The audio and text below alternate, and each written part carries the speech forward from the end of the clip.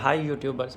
अच्छा, हमने एक बैटरी पैक स्टार्ट किया था जो कि 10 एम्पेयर 10 नहीं 20 एम्पेयर का था, 12 वोल्ट और 20 एम्पेयर का। तो इसका फर्स्ट वीडियो जो है वो चैनल पर अपलोड हो चुकी है। तो इसी को अब हम मज़ीद आगे कंटिन्यू करेंगे। कुछ ऐसे सवाल थे जिनके आंसर्स हमें करने हैं, क्वेश्चंस थे, और साथ साथ हम इस बैटरी पैक को भी कंप्लीट करेंगे इंशाल्लाह। तो आज एक भाई ने हमसे सवाल किया है कि ये जो 60 एम्पेयर का BMS होता है, यहाँ इसका चार्जिंग और डिस्चार्जिंग दोनों साइड्स सेपरेट होती हैं, अलग अलग होती हैं। तो इसके ऊपर आप देखें तो यहाँ पर लिखा हुआ है चार्ज और यहाँ पे लिखा है डिस्चार्ज। दोनों इसके पॉइंट्स अलग अलग हैं। थोड़ा सा मैं इसके बारे में आज आपको गाइड करूँगा, बताऊँगा कि इसका क्या सिस्टम होता है। असल में ये जो BMS आता है, इसकी चार्ज और डिस्चार्ज साइड दोनों अलग अलग होती हैं। ये 60 एम्पेयर का BMS होता है, 3S 60 एम्पेयर। तो जो 40 एम्पेयर वाला होता है, 40 एम्पेयर वाला, उसकी एक ही सेम पोर्ट होती है, इसकी सेपरेट होती हैं। ये सेपरेट पोर्ट कहलाता है। इसमें अगर आपको ऐसा करना पड़े कि डिस्चार्ज और चार्ज आपको एक ही जगह से लेना पड़े, तो मैं थोड़ी सी चीज़ें आपको एक्सप्लेन कर दूं। इसमें मसला ये आता है कि अगर आप डिस्चार्ज वाली पोर्ट से ही इसको चार्ज करेंगे तो इसके जो वोल्टेज है ना, टोटल ये जो फुल चार्ज होता है वो होता है 12.6 पे, 12.7 पे भी चला जाता है, 12.8 तक भी, लेकिन 12.6 तक इसके वैसे रेकमेंडेड वोल्टेज होते हैं फुल चार्ज के। क्योंकि एक जो ये 3 सीरीज़ का होता है, एक सीरीज़ 4.2 पे होती है, सेकंड 4.2, थर्ड 4.2, टोटल बनते हैं 12.6। अगर आप इसको डिस्चार्ज वाली पोर्ट से चार्ज करेंगे ना तो ये 12.6 से ऊपर चला जाता है, ये उसको कट ऑफ नहीं करता, ये ऊपर ओवर चार्ज होने शुरू हो जाते हैं इसके सेल्स। तो इसलिए डिस्चार्ज पोर्ट से कभी भी इस BMS को, बैटरी पैक को, चार्जिंग नहीं करनी चाहिए। सेकंड चीज़ आती है, अगर आप चार्ज वाली पोर्ट से ही चार्ज कर रहे हैं और वहीं से अगर आप डिस्चार्ज लें तो यहाँ से आप डिस्चार्ज ले सकते हैं, लेकिन एक्चुअली ये आपको 10 एम्पेयर से ज़्यादा का लोड डिस्चार्ज नहीं कर सकता है। रेकमेंडेड नहीं है कि आप यहीं से इसको चार्ज भी करें, यहीं से आप डिस्चार्ज भी करें। तो इसके लिए सबसे बेस्ट यही होता है, इसको जैसे बनाया गया है, रेकमेंडेड भी इसके लिए यही है कि आप इसको डिस्चार्ज यहाँ से करें, डिस्चार्ज पोर्ट से, और चार्जिंग चार्ज पोर्ट से ही करें, दोनों अलग अलग से। अच्छा, इसमें फिर एक चीज़ ये आती है, इसके ऊपर टोटल 10 मॉसफेट्स लगे होते हैं। तो इसमें से ये जो नीचे वाले 8 मॉसफेट्स हैं जो डिस्चार्ज साइड पर हैं, ये डिस्चार्ज के साथ कनेक्टेड होते हैं। ये जो ऊपर के 2 मॉसफेट्स हैं ये चार्ज के साथ कनेक्टेड होते हैं। तो मैं थोड़ा आपको इसकी बैक साइड से भी बता देता हूँ, आपको इजीली इसकी समझ आ जाएगी फिर। क्योंकि इसकी चार्जिंग डिस्चार्जिंग अलग अलग होती हैं। तो जहाँ से ये चार्ज हो रहा है, जैसे ये देखें आप इस तरफ, तो ये वाली इसकी जो है ना चार्जिंग वाली पोर्ट्स हैं, ये वाली 2, एक ये और एक ये, एक इसका प्लस है एक माइनस है, तो ये इसकी दोनों पोर्ट्स आ गई। और ये वाली जो है ना ये डिस्चार्ज के साथ हैं। अब इसके मॉसफेट्स को अगर आप देखते हैं तो इसके मॉसफेट्स जो है ना, ये वाले सारे यहाँ पे कनेक्टेड हैं। ये असल में ये नीचे वाले जितने भी 1, 2, 3 और 4, और ऊपर वाले भी 4, मतलब ये 8 हो जाते हैं। ये जो 8 है ना ये इसके डिस्चार्ज के साथ कनेक्टेड हैं, ये वाले। और ये जो एंड वाले 2 बचते हैं ना, ये इसके चार्जिंग के साथ कनेक्टेड होते हैं, ये दोनों के दोनों। तो इसलिए इसको जो चार्जिंग होती है वो, और जो इसका डिस्चार्ज होता है, आप यहाँ से ऊपर से देखें ये माइनस पोर्ट है, और माइनस वाली डायरेक्ट यहाँ पर आके कनेक्टेड हो जाती है इन 2 पोर्ट्स के साथ। तो ये असल में इसके साथ कनेक्टेड होते हैं, डिस्चार्ज के साथ, और नीचे वाले ये चार्ज के साथ, नीचे वाले डिस्चार्ज के साथ। तो इसलिए आपको इसको सेपरेट ही चार्जिंग और डिस्चार्जिंग करनी पड़ती है। अच्छा, इसको फिर जिस टाइम पे आप इसके ऊपर मतलब सोल्डरिंग करते हैं, तो सोल्डरिंग के लिए सबसे अच्छा तरीका ये है, इसमें होल्स बने होते हैं। तो जब आप सोल्डर करते हैं ना, तो ये जो सोल्डरिंग है ना वो इसकी नीचे को चली जाती है और नीचे बल्ज बनना शुरू हो जाता है। तो इसके लिए आप इस तरह की जो हीट रेजिस्टेंस टेप होती है, आप इस टेप का यूज़ किया करें। ये टेप इसके नीचे के साइड पर जो है ना पॉइंट्स पर आप लगा दिया करें। मैं आपको लगा कर ये बता भी देता हूँ कि ये किस तरह से आपने लगानी है। पूरी टेपिंग भी कर सकते हैं और थोड़ी थोड़ी भी आप इसके ऊपर कर सकते हैं। सिर्फ इन पॉइंट्स के ऊपर जो है ना आप टेपिंग कर दें, ताकि इससे होगा ये कि जिस टाइम पर आप इसको सोल्डरिंग करते हैं ना, उस वक्त ये इसका नीचे को नहीं जाएगा। ये जो भी सोल्डर आप करेंगे, वो जो सोल्डरिंग मटेरियल बनता है वो इसका नीचे की साइड पर नहीं जाएगा, वो ऊपर ही मतलब सही से अच्छे से सोल्डरिंग हो जाएगी। तो ये टेपिंग करके फिर मैं आपको सोल्डरिंग करके भी इसका दिखाऊंगा कि इससे फ़ायदा आपको क्या होगा। अच्छी सोल्डरिंग करना चाहते हैं तो आप इसी तरीके से करें, यही वाला मेथड आप अप्लाई करें। इसके अलावा जिस टाइम पे आप वहाँ पर रखते हैं तो उसमें कुछ इसके पॉइंट्स बन जाते हैं शॉर्ट सर्किट से रिलेटेड, उनको भी किस तरह से आप ख़त्म करेंगे, मिनिमाइज़ करेंगे ताकि किसी तरह का कोई शॉर्ट सर्किट के पीछे गुंजाइश ही ना रहे, वो भी मैं आपको बताऊंगा कि किस तरह से आपने BMS को जो है इसके ऊपर सोल्डर करना है ताकि किसी तरह का शॉर्ट सर्किट की जो है ना कोई हमारे पास गुंजाइश ही ना बचे।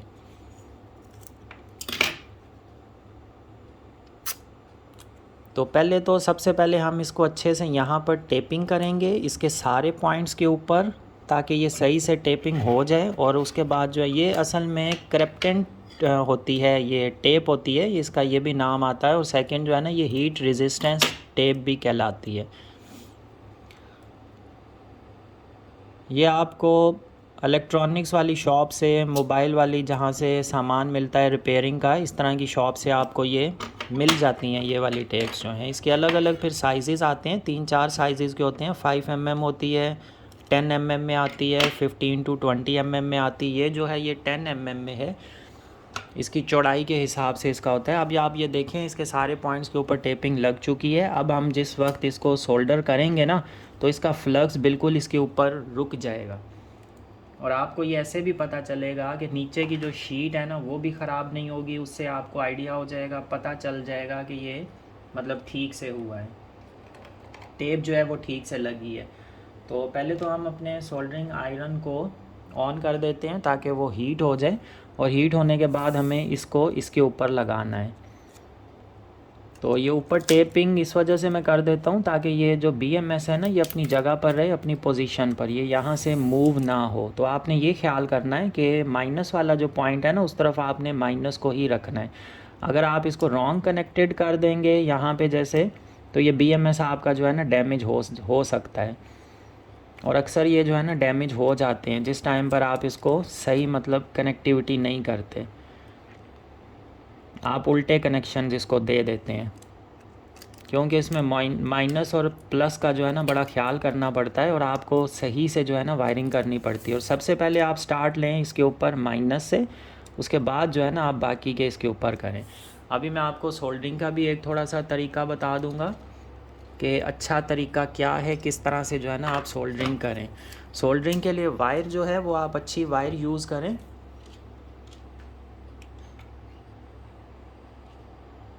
हमारा ये हीट हो चुका है तो पहले तो हम इसके ऊपर जो है ना थोड़ी सी सोल्डरिंग कर देंगे। आप ये देखें ये वायर अच्छे से मतलब हो रही है और ये सोल्डर जो है ना नीचे को नहीं जा रहा है, ये ऊपर ही बल्ज हुआ है। उसके बाद ये जो चार्जिंग वाले पॉइंट्स हैं इनके ऊपर सोल्डर कर लें आप। और ख़्याल आपको ये रखना है कि ये इधर उधर आपका सोल्डरिंग आयरन किसी भी कंपोनेंट के साथ टच ना हो। या दूसरा तरीका आप ये भी कर सकते हैं कि आप इसके ऊपर टेपिंग कर दें, और टेपिंग भी ये येलो वाली टेप यूज़ करें।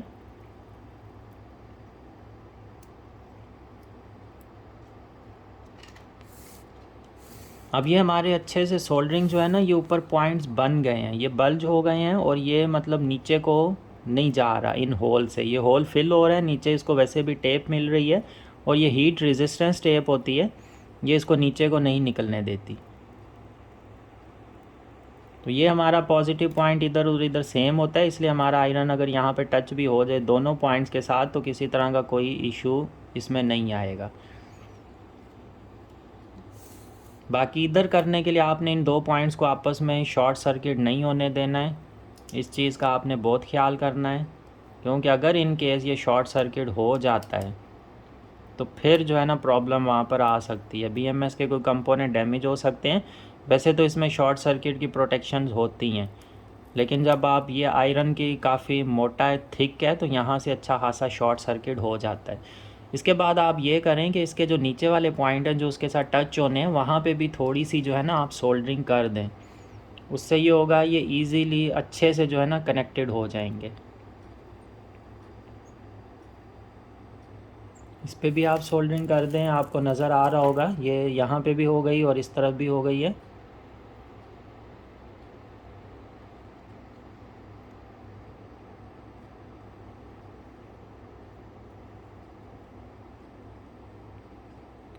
उसके बाद ये वाला जो आप पॉइंट है इसके भी नीचे आप सोल्डरिंग कर दें। ये हमारा माइनस का है, स्टार्ट हम यहीं से लेंगे माइनस वाले से।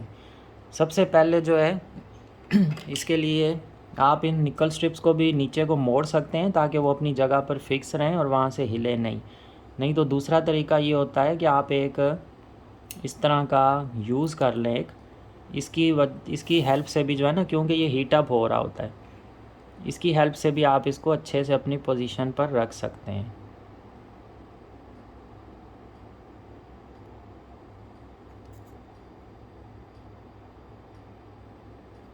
अच्छा, अभी आप यहाँ पर देखें ये हीट नहीं हो रहा, यहाँ पे सोल्डरिंग में प्रॉब्लम आ रही है। तो इसके लिए मैं आपको थोड़ा सही तरीका बताता हूँ। इसके ऊपर भी जो है ना थोड़ी सी आप सोल्डरिंग कर दें, ऊपर को भी नीचे को भी, दोनों साइड्स पर। अब ये देखें, अब ऊपर जैसे मैं टच कर रहा हूँ ये अच्छे से हो रहा है। अब ये जो टांका लगेगा ना ये बहुत ही स्ट्रॉन्ग किस्म का और अच्छा वाला लग जाएगा इसके ऊपर।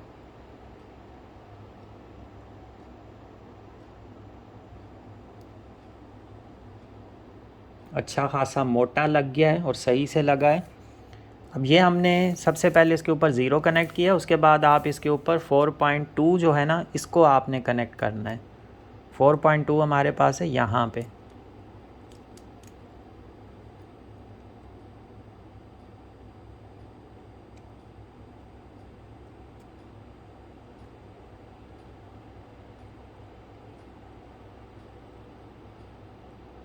तो जब आप ये सोल्डरिंग करें ये ऊपर को भी इसके ऊपर निकल स्ट्रिप के ऊपर भी कर दें और नीचे को भी कर दें।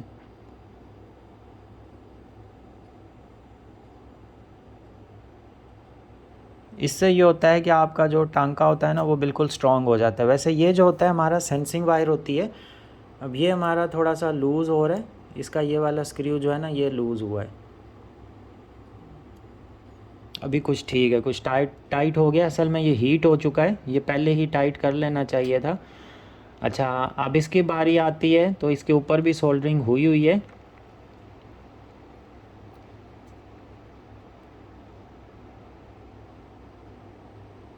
ये भी हमारा सेंसिंग होता है, सेंसिंग का काम करता है।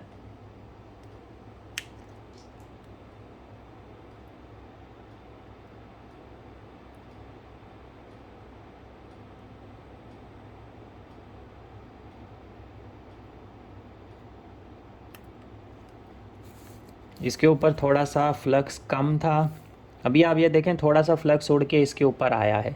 तो ये टेपिंग हमने की हुई थी, इस वजह से काफ़ी मतलब हेल्प मिल गई है, प्रॉब्लम कोई भी नहीं हुआ। अगर ये नहीं होती टेपिंग तो यही फ्लक्स इसके ऊपर अगर आता तो प्रॉब्लम हो सकती थी। तो इस तरह की चीज़ें भी जो है ना अक्सर हो जाती हैं। इसीलिए कहते हैं कि मतलब सही से टेक्निकल जो है ना जब आप किसी पर्सन से बनवाएं या ये इन सारी चीज़ों का ख्याल रख के करें तो ही चीज़ बिल्कुल ओके बनती है सही से।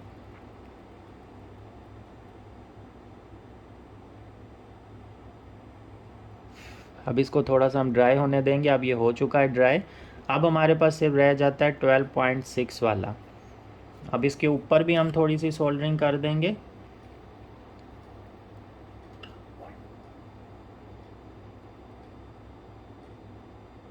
जिस टाइम पे ऊपर सोल्डर हो जाता है ना फिर ये फ़ौरन नीचे वाले को भी जो है ना अच्छे से वो मेल्ट करके सही से सोल्डरिंग हो जाती है। अब ये देखिए नीचे वाला भी उसके साथ ही मेल्ट हुआ है। ये हमारे जो दो टांके होते हैं, एक ये वाला पॉजिटिव का 12.6 पे, एक ज़ीरो वाला, ये अच्छे स्ट्रॉन्ग होने चाहिए क्योंकि लोड सारा यहीं से ट्रांसफ़र होता है। बाकी ये जो आता है 8.4 और 4.2 ये एक्चुअली जो है ना ये सेंसिंग के लिए यूज़ होता है। ये हमारी सेंसिंग वायर्स आ जाती हैं, ये उससे रिलेटेड होता है।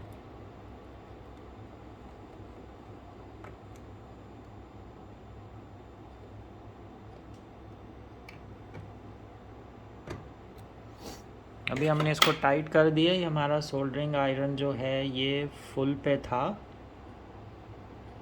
काफ़ी ज़्यादा इस वजह से जो है ना हीट हो रहा है। ये इसको हम क्लीन भी कर सकते हैं। तो इस तरह के क्लीनर्स आते हैं जिसके साथ आप सोल्डरिंग आयरन को जो है ना अच्छे से मतलब क्लीन कर सकते हैं। ये आपकी टिप जो है ना इसके साथ फिर बिल्कुल सही से क्लीन हो जाती है। तो इसको हमने थोड़ा सा मज़ीद अच्छा करना है। वैसे तो ये सेंसिंग वाला है, बट फिर भी इसको हम मज़ीद अच्छे से जो है ना कनेक्ट कर देंगे इसके साथ। ये देखें, ये टांका भी अच्छे से लग गया। अब ये हमारे कंप्लीट हो चुके हैं। अब इसके ऊपर ये जो टेप थी इसको हम उतारते हैं। ये आप देखें, इसके ऊपर फ्लक्स आके गिरा है। तो इसकी वजह से, टेपिंग की वजह से हमारा पूरा बोर्ड जो है ना वो सेफ़ रहा है। अब इसके हम थोड़ा सा एक ओवरव्यू कर लेते हैं, इसके वोल्टेजेस देख लेते हैं कि वोल्टेजेस हमारे पास ठीक आ रहे हैं कि नहीं। तो वोल्ट मीटर को हम सेट करते हैं।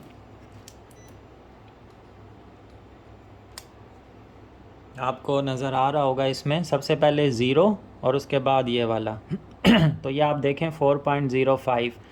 सेकंड को हम चेक करते हैं 4.06। थर्ड को हम चेक करते हैं 4.08। तीनों हमारे तकरीबन बैलेंस्ड हैं, तीनों पैक्स बैलेंस्ड हैं। अब हम टोटल इसके वोल्टेजेस देखते हैं, टोटल आ रहे हैं 12.19। अब हम आउटपुट पर देखते हैं, डिस्चार्ज आउटपुट पर कितने आ रहे हैं। तो ये भी 12.19, तो ये बिल्कुल ओके है। कनेक्शन हमारे बिल्कुल ठीक से हुए हैं। अब डिस्चार्ज पर चार्ज पर हम चेक कर लेते हैं। तो ये भी 12.19। तो ये भी हमारे ऑल टू ऑल ओवरऑल सारे जितने भी हमारे पॉइंट्स हैं, कनेक्शंस हैं, सब ओके हैं। डिस्चार्ज पॉइंट पर भी हमें सही से मिल रहे हैं वोल्टेजेस, एक्यूरेट मिल रहे हैं। जितने यहाँ पर आ रहे हैं सेम एज़ इट इज़ हमें डिस्चार्ज पर भी मिल रहे हैं। तो इसका मतलब ये बिल्कुल हमारा BMS सर्किट हर चीज़ ओके बनी है। हमारा बिल्कुल बैटरी पैक जो है ना वो सही से ओके बन चुका है।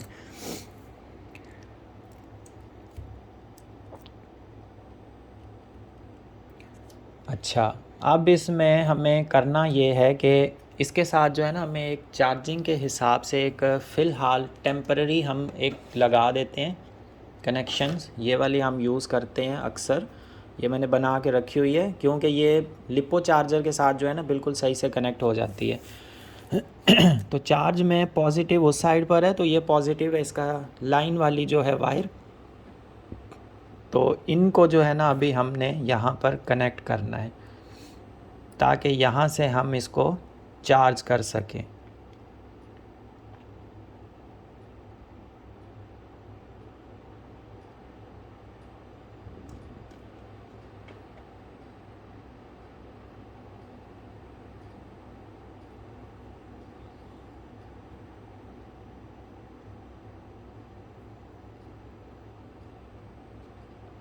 इस वायर के ऊपर भी थोड़ा सा मुझे जो है ना सोल्डरिंग करनी होगी।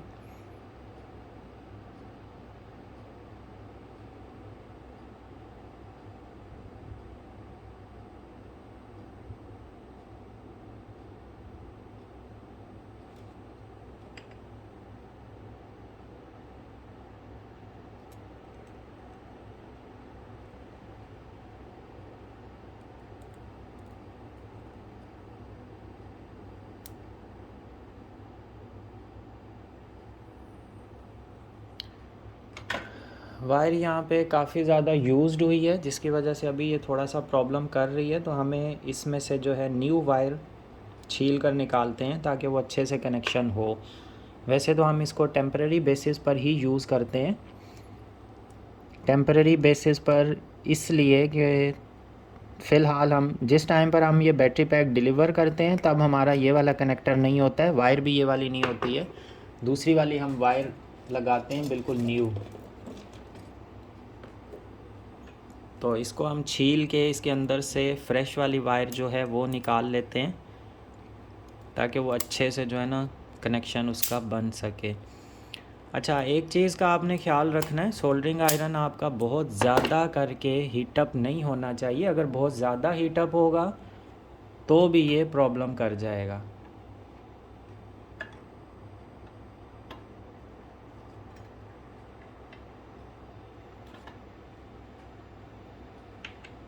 हीटअप होगा तो ये वायर को जो है ना ख़राब कर देता है।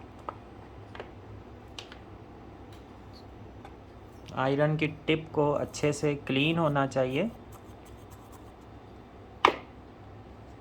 और उसको क्लीन करने का भी यही तरीका होता है, आप इस तरह से फ्लक्स यूज़ कर सकते हैं, उसके साथ इसको क्लीन कर लें।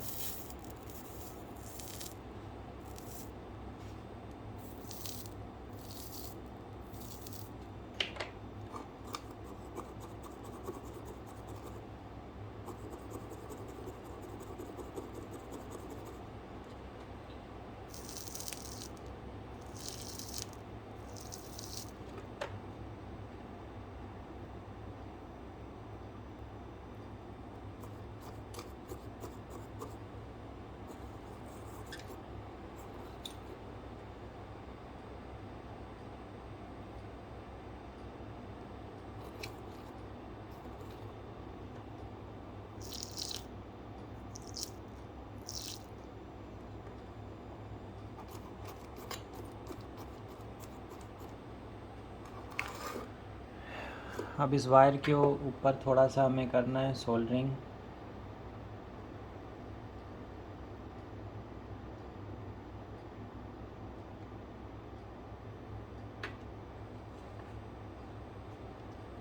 और इसके बाद जो है ना हमें इसको वहाँ पर कनेक्ट करना है।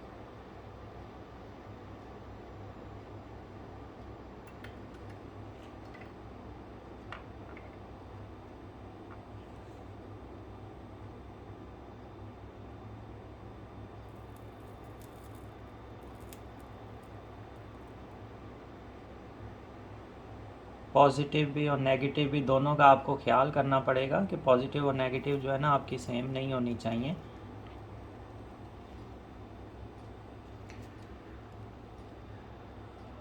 अब हम इसको कनेक्ट करने का ट्राई करते हैं एक दफ़ा।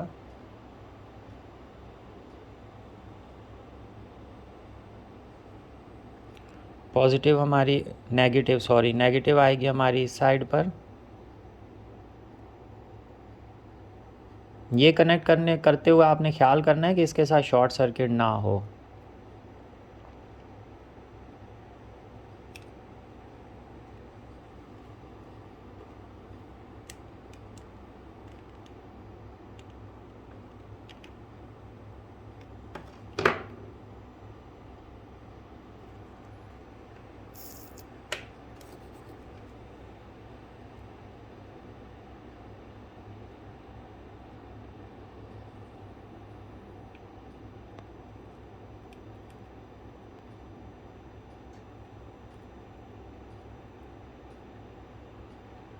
तो हमारी नेगेटिव वाली वायर जो है उसको पहले हमने कनेक्ट करना है, और इस चीज़ को आपने मेक श्योर करना है कि आपने नेगेटिव पॉइंट पर ही नेगेटिव को कनेक्ट किया है।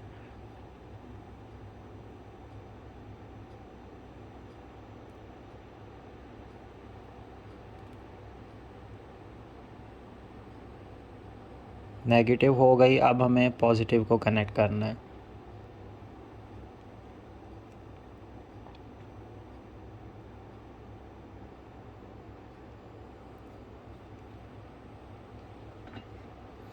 पॉजिटिव साइड भी हमारी कनेक्ट हो चुकी है, दोनों हमारी कनेक्ट हो गई हैं। अब इसमें से हमें पॉजिटिव और नेगेटिव को चेक कर लेना है कि ये सही से हुई भी है या नहीं इसके टर्मिनल में से। तो 12.19 वोल्ट मीटर के ऊपर बता रहा है, तो ये बिल्कुल ठीक वोल्टेजेस आ रहे हैं। इसका मतलब हमारे कनेक्टर में से सही से पॉजिटिव और नेगेटिव कनेक्ट हो चुकी है। अगर उल्टे होंगे तो वो फिर आपके पास साइन एक आ जाएगा मीटर के ऊपर माइनस का। आप देखें आपको माइनस का साइन नज़र आ रहा होगा, इसका मतलब अब ये उल्टे कनेक्ट हो चुके हैं। यहाँ पे ये माइनस का साइन है। तो आपने ये चीज़ चेक कर लेनी है कि पॉजिटिव नेगेटिव बिल्कुल ठीक है, क्योंकि अगर आप इसको इस कंडीशन में लिपो चार्जर के साथ कनेक्ट करेंगे तो उस टाइम पर लिपो चार्जर जो है ना वो डैमेज हो जाता है। उसके अंदर एक रजिस्टर होता है जो कि उसकी पोलैरिटी के लिए होता है। जैसे इसके अंदर पोलैरिटी के लिए ये वाला रजिस्टर लगा हुआ है, डायोड लगा हुआ है, तो ये बर्न हो जाता है फिर ऐसी कंडीशन में।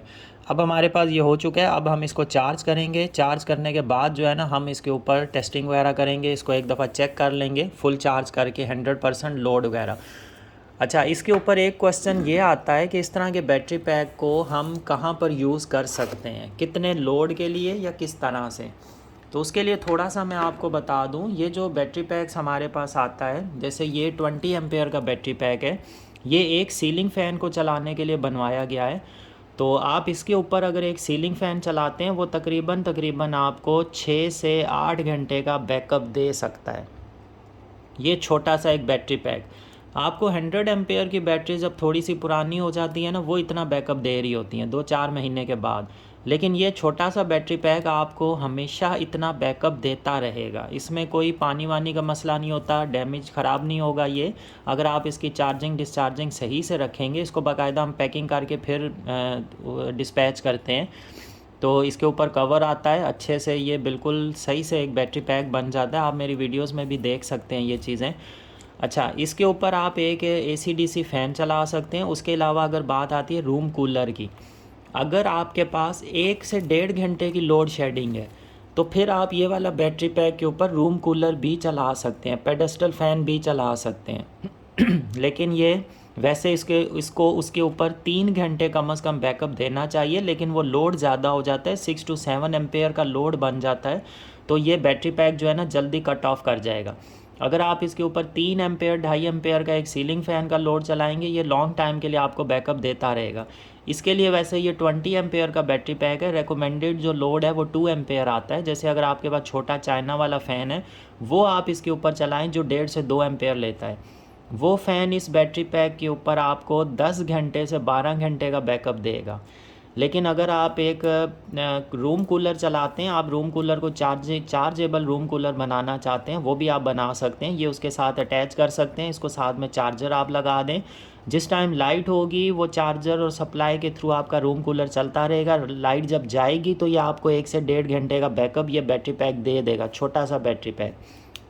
इसको आप रूम कूलर के साथ अटैच कर सकते हैं, तो आपका रूम कूलर एक तरह से चार्जेबल रूम कूलर में कन्वर्ट हो जाएगा। कोई बड़ा बैटरी पैक नहीं है, छोटा सा हैंडी है। इसको आप एक छोटा सा शेल्फ बना के इलेक्ट्रिक बोर्ड के साथ आप लगा के और रैक से बना के उसके ऊपर रख सकते हैं। साथ में इसको चार्जर कनेक्ट कर दें और डिस्चार्ज वाली जगह से आप फ़ैन को कनेक्ट कर दें, तो आपका AC/DC फ़ैन जो है जिस टाइम लाइट होगी उस टाइम वो AC से चलता रहेगा, बिजली से, और ये बैटरी चार्ज होती रहेगी। जिस टाइम बिजली जाएगी आपका फ़ैन ऑटोमेटिकली इस बैटरी से बैकअप लेने लग जाएगा, और 5 से 6 घंटे 7-8 घंटे तक ये उसके ऊपर चला सकता है। भले बिजली ना आए, लोड शेडिंग हो, तो ये आपको अच्छा बेहतरीन बैकअप दे देगा। तो इस बैटरी पैक को आप इन चीज़ों के लिए यूज़ कर सकते हैं। काफ़ी सारे आपके पास ऑप्शंस आ जाते हैं। छोटा चाइनीज़ फ़ैन उसके लिए यूज़ कर सकते हैं, LED लाइट्स के लिए यूज़ कर सकते हैं। इसके अलावा आप इसको AC/DC फ़ैन के लिए यूज़ कर सकते हैं, रूम कूलर के लिए भी यूज़ कर सकते हैं। लेकिन अगर आपके पास नॉर्मली 2 घंटे की जैसे लोड शेडिंग होती है, उसके लिए आपको बैटरी पैक चाहिए जो कि आपने रूम कूलर के लिए यूज़ करना है, सिर्फ 2 घंटे के बैकअप के लिए। तो आप फिर कम से कम 30 एम्पेयर का बैटरी पैक बनवा लें। वो इससे थोड़ा सा बड़ा होगा, यहाँ तक आएगा। उसके ऊपर तकरीबन 8 सेल जो है ना 8 सेल वो मज़ीद ऐड होंगे इसके ऊपर। बल्कि हाँ, 30 एम्पेयर वाला जो है ना वो टोटल 54 सेल से हम बनाते हैं, उसके ऊपर 18 सेल और ऐड होंगे, तो वो तकरीबन आपका यहाँ तक आ जाएगा इधर, क्योंकि यहाँ पे 6 सेल इसमें आएंगे, 6 इसमें और 6 इसमें, तो टोटल 18 बन जाएंगे। तो वो 3 सेल आपके ऐड होके वो यहाँ तक आ जाएगा बैटरी पैक। ज़्यादा भी बड़ा नहीं होगा, यहाँ से लेके ये इतना, जितना ये 3 सेल्स का साइज़ है इतना ही वो साइज़ यहाँ पर आ जाएगा।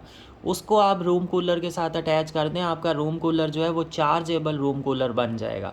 अब जैसे ये 6 से 8 घंटे तक आपका AC/DC सीलिंग फ़ैन चलाता है, तो 30 एम्पेयर वाले पे आप अगर AC/DC फ़ैन चलाएंगे, सीलिंग फ़ैन, वो आपको तकरीबन 10 से 12 घंटे का बैकअप देगा, 30 एम्पेयर वाला बैटरी पैक।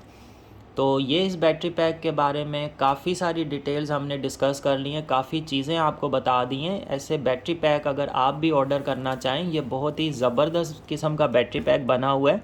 इसको आप देख सकते हैं, इसकी फिनिशिंग वगैरह किस तरह से, इसके ऊपर निकल स्ट्रिप, स्पॉट वेल्डिंग और सारे के सारे सेल बिल्कुल पैक्ड हैं। और इसके बीच में हमने तीनों सीरीज़ में इंसुलेशन पेपर्स का भी यूज़ किया है, ताकि किसी किस्म का इस सेल और इस सेल्स के बीच में आपस में शॉर्ट सर्किट का कोई भी किसी किस्म का मसला ना आए। यहाँ पे हमने एक इंसुलेशन पेपर यूज़ किया है ताकि हीट ट्रांसफ़र ना हो सके इन मॉसफेट्स की नीचे सेल्स को। उसके अलावा हमने क्रेप्टिन टेप जो होती है हीट रेजिस्टेंस टेप, वो भी यहाँ पर यूज़ की सोल्डरिंग के टाइम पर। उससे भी हीट रेजिस्टेंस काफ़ी आ जाती है, रुक जाती है, हीट ट्रांसफ़र नहीं होती। सेकंड, ये इंसुलेशन पेपर जो है ना, ये हीट को ट्रांसफ़र नहीं होने देता है। तो ये बिल्कुल सेफ़ हो जाता है इस तरह से बैटरी पैक्स अगर आप बनाते हैं। इसकी फ़ाइनल पैकिंग वाली वीडियोस भी हमारे चैनल पर मौजूद हैं कि किस तरह से हम पैक्ड करके। अच्छा, अगर आप वोल्ट मीटर्स भी लगवाना चाहें वो भी आप लगवा सकते हैं। इस बैटरी पैक को भी हम एक वोल्ट मीटर वैसे यहाँ पर लगाएंगे और वो लगा के इसको टोटल फ़ाइनल करके 2 हम डिस्चार्ज से पोर्ट से जो है ना वायर्स निकालेंगे, 2 हम चार्जिंग से देंगे। तो वहाँ से चार्ज होता रहेगा, यहाँ से डिस्चार्ज फ़ैन के साथ कनेक्ट हो जाएगा। तो फिर जो है ना किसी भी तरह का कोई भी मतलब जितनी लोड शेडिंग के टाइम पर परेशानी होती है कि बिजली चली जाती है, फ़ैन बिल्कुल रुक जाता है, वो सारे के सारे मसले हल हो जाएंगे।